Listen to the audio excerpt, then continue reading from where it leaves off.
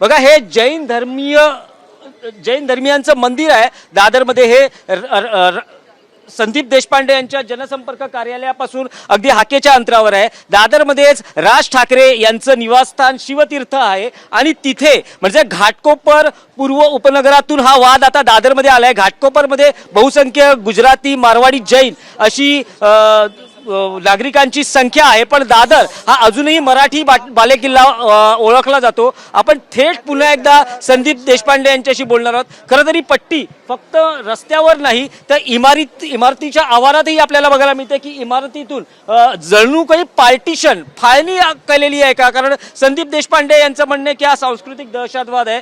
एक पट्टीने दोन धर्मीयांमध्ये किंवा दोन भाषिकांमध्ये गट निर्माण करण्याचा प्रयत्न होतोय का, हाही मुद्दा आहे। आपण पुन्हा एकदा संदीप देशपांडे यांच्याशी बोलणार आहोत, त्यांचं नेमकं काय म्हणणं आहे ते। संदीप,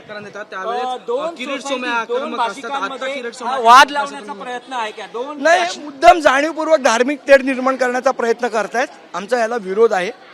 कुठलाचाही धर्म हा रस्त्यावर नसेल तर त्यांच्या घरात त्यांनी पाळावा। नाही, दोन भाषिक समूह त्यातले आमच्याकडे काय तेढ निर्माण करणार, कोणाची हिंमत आहे?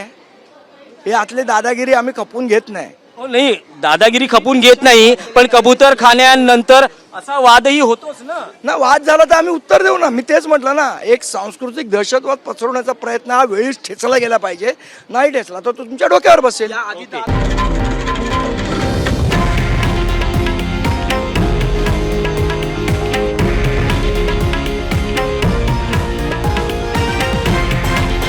हे आहे देशातील नंबर 1 न्यूज नेटवर्क आणि आपण पाहत आहात TV9 मराठी, एकमेव।